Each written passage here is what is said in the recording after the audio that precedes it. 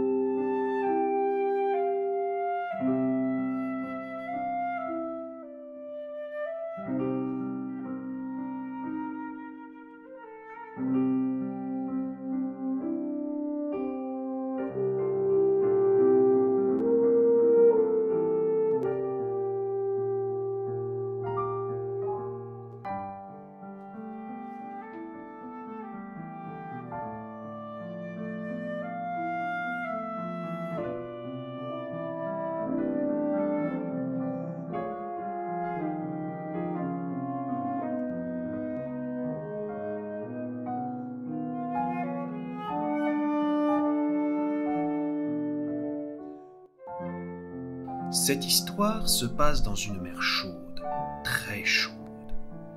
Une de ces mers dans lesquelles on aime se baigner, sur des plages où il fait toujours beau, dans des endroits où l'eau regorge de splendeurs sous-marines, de coraux et de poissons aux mille couleurs. Dans une de ces mers magnifiques vivait un grand requin blanc.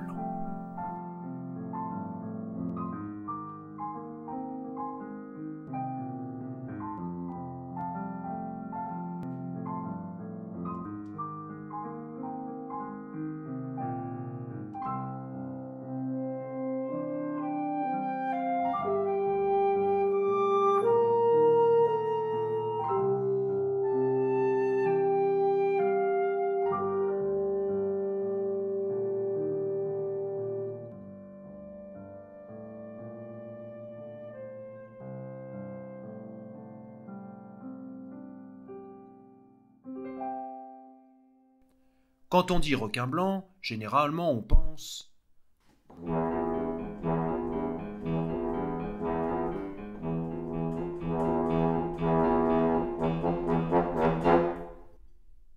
à un tueur impitoyable, un estomac monté sur nageoire qui frémit à la moindre odeur de sang. Mais sachez en réalité qu'il y a beaucoup plus à dire et à découvrir sur les squales que ce que l'on en dit actuellement. Les requins, il y en a de toutes les tailles et de toutes les couleurs. Mais celui-là était grand. Et il vivait tout seul.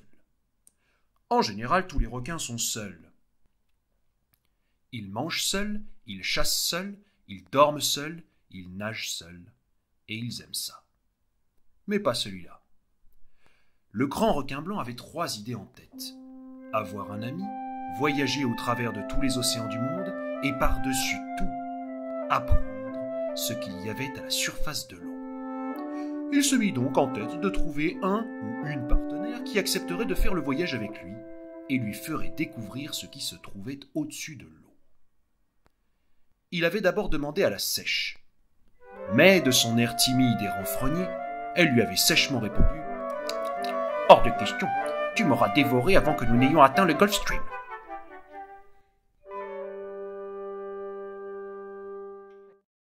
Il posa ensuite la question à l'araignée de mer. Mais d'un air désolé et affairé, tout en lissant ses pattes, elle lui avait répondu « Je voudrais bien, mais je suis incapable de nager. Tu m'auras perdu avant de franchir le Cap Horn. »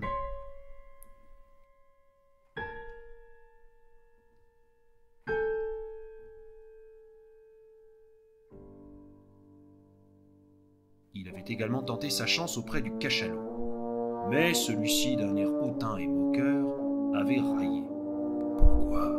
Tu vas me servir de poisson pilote jusqu'au détroit de Malacca. »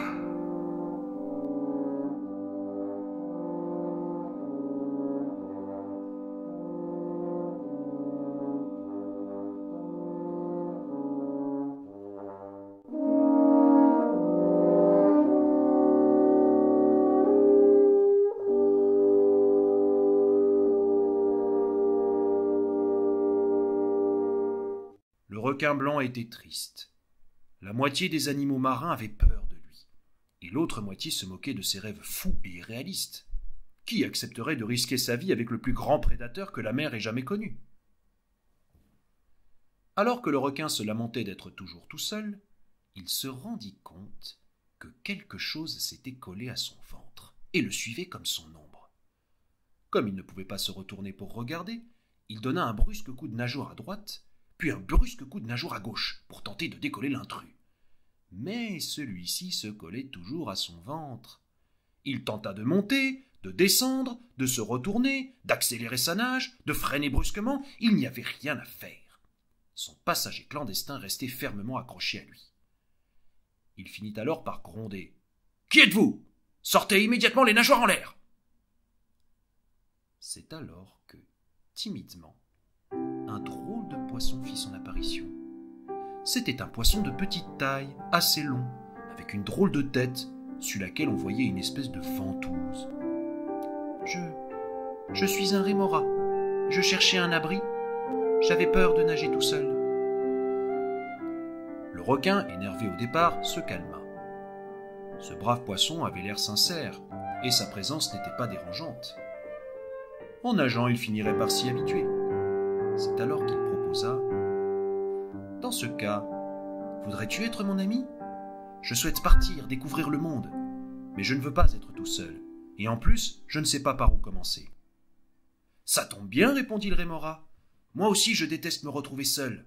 J'aime la compagnie, et en plus, j'ai ma licence en gros porteur.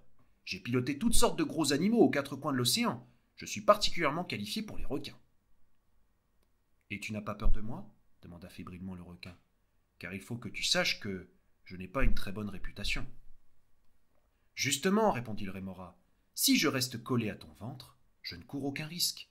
Par ailleurs, tu me protégeras de mes autres prédateurs naturels. Qui a envie de s'attaquer au ventre d'un requin ? C'est ainsi que le grand requin blanc et le rémora partirent vers l'est en quête de voyage, de découverte et d'aventure.